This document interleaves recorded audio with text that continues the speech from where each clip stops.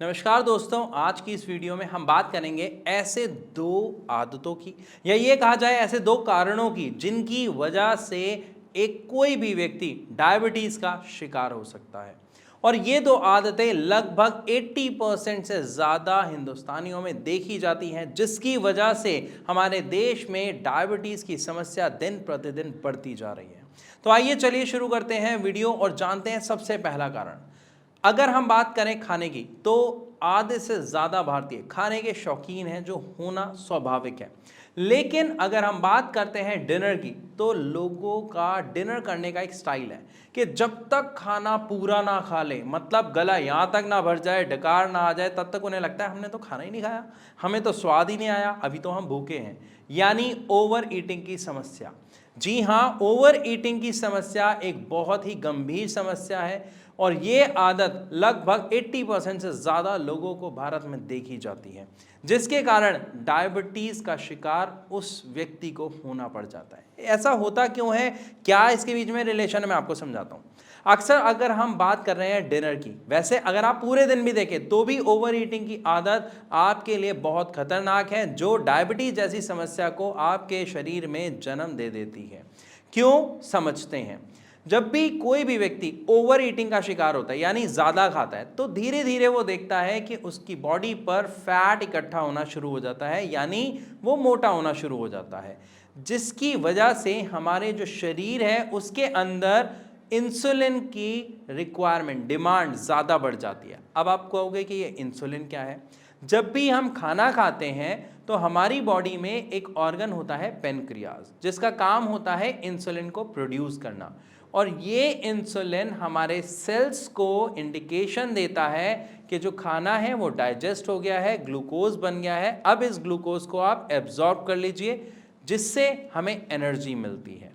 लेकिन जब हमारे शरीर में फैट ज़्यादा इकट्ठा होना शुरू हो जाता है तो हमारी बॉडी में भी इंसुलिन की डिमांड ज़्यादा बढ़ जाती है। लेकिन जो ऑर्गन है और जो प्रोड्यूस करता है इंसुलिन, उसकी एक लिमिट है, वो उतना ही इंसुलिन प्रोड्यूस करता है जितनी हमारे नॉर्मल शरीर की रिक्वायरमेंट होती है। अब ये जो बीच का गैप है, यानी इंसुलिन प्रोडक्शन और इंसुलिन रिक्वायरमेंट, तो इंसुलिन रिक्वायरमेंट बढ़ गया, इंसुलिन प्रोडक्शन कम है, जिसकी वजह से हमारी बॉडी में जो ग्लूकोज है वो ब्लड के साथ फ्लो होता रहता है और जब हम टेस्ट करते हैं तो हाई ब्लड शुगर हमें देखने को मिलता है। और धीरे धीरे जब ये समस्या ज़्यादा बढ़ जाती है तो आपने सुना होगा कि डायबिटीज़ की समस्या में, यानी शुगर की समस्या में, लोगों को आर्टिफिशियल इंसुलिन लेना पड़ता है, इंसुलिन के इंजेक्शन लगते हैं। वो इसीलिए लगाए जाते हैं कि जब इंसुलिन कम होता है या प्रोडक्शन ठीक से नहीं हो रहा, प्रोडक्शन नहीं हो रहा, तो हमारी बॉडी को इंसुलिन दिया जाए। और यहीं पर वो एक पेशेंट जो अनजाने में अपनी ओवर ईटिंग की हैबिट पे बहुत एंजॉय कर रहा था अपनी लाइफ को, अपनी हेल्थ को, वो शिकार हो बैठता है डायबिटीज़ का। तो सबसे पहले हमें क्या खास ख्याल रखना है कि आप जो खाना चाहते हैं, जितना खाना चाहते हैं खाइए, लेकिन एक सेट अमाउंट में। इसीलिए हमारे बड़े बूढ़े कहते हैं कि जो भी आप खाते हैं वो अपनी भूख से थोड़ा सा कम खाइए। यानी अगर आपको 4 रोटी की भूख है तो आप 3 खाइए, अगर आप 1 प्लेट चावल खाते हैं तो उसे हाफ कर लीजिए। इससे क्या होगा, आप आधे भूखे ज़रूर रहेंगे, लेकिन आपको जो दोबारा भूख है वो जल्दी लगेगी, आपका जो खाना है वो डाइजेस्ट अच्छे तरीके से होगा और आपकी बॉडी पर फैट एक्स्ट्रा इकट्ठा नहीं होगा। इसी के साथ साथ हमें एक चीज़ का और ख्याल रखना है, जो मैंने अभी आपको बताए थे 2 कारण। तो पहला कारण हमने समझ लिया, जिसकी वजह से डायबिटीज़ के शिकार हमारे देश में लोग दिन प्रतिदिन बढ़ते जा रहे हैं। तो अब दूसरे पॉइंट की बात करते हैं। हम सब लोग अपनी लाइफ में बहुत बिजी हैं, सुबह उठते हैं, ऑफिस के लिए तैयार होते हैं, फटाफट जल्दबाजी में नाश्ता किया, चले गए, दोपहर को लंच खाया, थोड़ा बहुत बाहर से खाया, देन शाम को चाय पी, उसके बाद रात को डिनर किया, सो गए। इस पूरे के पूरे शेड्यूल में आप सिर्फ एक चीज़ का कंपैरिजन करें खुद। जितना आप पूरे दिन में खाना खाते हैं, चाहे फिर वो आप रोटी खा रहे हैं, चावल खा रहे हैं, दाल सब्जी, सैलेड, मोमोज, चाउमीन, बर्गर, जो भी खा रहे हैं वो आइटम, और दूसरी तरफ आप कितनी एक्टिविटी कर रहे हैं फिजिकल कि आप इस खाने को डाइजेस्ट कर पाए। तो आप जब ये 2 कंपैरिजन करेंगे तो आप देखेंगे कि आपका जो खाना खाने का अमाउंट है वो है ज़्यादा और जो एक्टिविटी है वो है कम। क्योंकि ऑफिस के लिए निकले, बाइक, स्कूटर, ऑटो, रिक्शा, बस जो भी लिया, पहुंच गए, थोड़ा बहुत चले, ऑफिस में बैठ गए, लंच के टाइम थोड़ा बहुत टहल लिए, उसके बाद पूरा दिन हमारा काम क्या है, बैठने का। और घर आने के बाद तो बस रिमोट लिया और उसके बाद बेड पे लेट गए। इवन खाना खाने के बाद भी लोग प्लेट को उठा के रख के नहीं आते हैं, साइड में रख देते हैं और वहीं सो जाते हैं। ये सबसे बड़ा कारण है दूसरा आपके डायबिटीज़ का। क्योंकि जब हम खाना ज़्यादा खा रहे हैं और उसको पचाने के लिए उतनी एक्टिविटी नहीं कर रहे हैं, तो ओवरऑल हो क्या रहा है, हमारी बॉडी में ग्लूकोज एक्स्ट्रा बन रहा है। एक्स्ट्रा बनने की वजह से हमारे इंसुलिन के ऊपर, हमारी पेनक्रियाज के ऊपर ज़्यादा प्रेशर आ रहा है कि वो उसको डाइजेस्ट करें, कंज्यूम करें, लेकिन ऐसा प्रॉपरली नहीं हो पाता और समय के साथ साथ वो पेशेंट डायबिटीज़ का शिकार हो जाता है।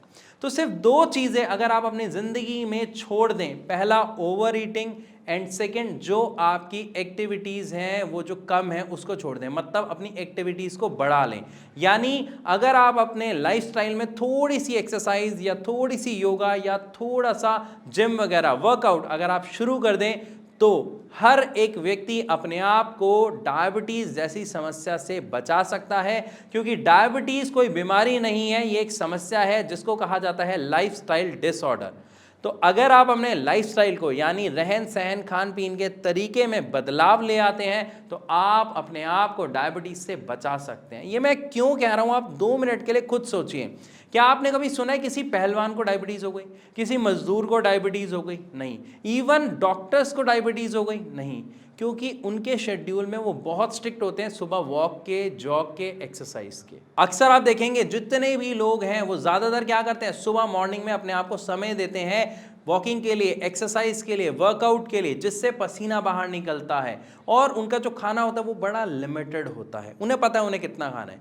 इसीलिए अक्सर जितने डॉक्टर्स मिलते हैं वो फिट एंड फाइन मिलते हैं, और जो नहीं होते हैं उनको भी फिर किसी ना किसी समस्या का सामना करना पड़ता है। तो आई होप इस पूरी वीडियो में आपको अच्छे से समझ आया कि कौन सी 2 ऐसी आदतें हैं जिनसे अगर हम अपने आप को बचा लें या जिन 2 आदतों को छोड़ दें तो हम अपने आप को एक डायबिटिक पेशेंट बनने से बचा सकते हैं। वीडियो अच्छी लगी तो लाइक ज़रूर करें, दोस्तों के साथ शेयर ज़रूर करें, और ऐसी और वीडियोस देखने के लिए हमारे चैनल को सब्सक्राइब करना बिल्कुल ना भूलें। तो अब मैं आपसे इजाज़त चाहूँगा, मिलूँगा अपनी अगली वीडियो में, तब तक के लिए नमस्कार।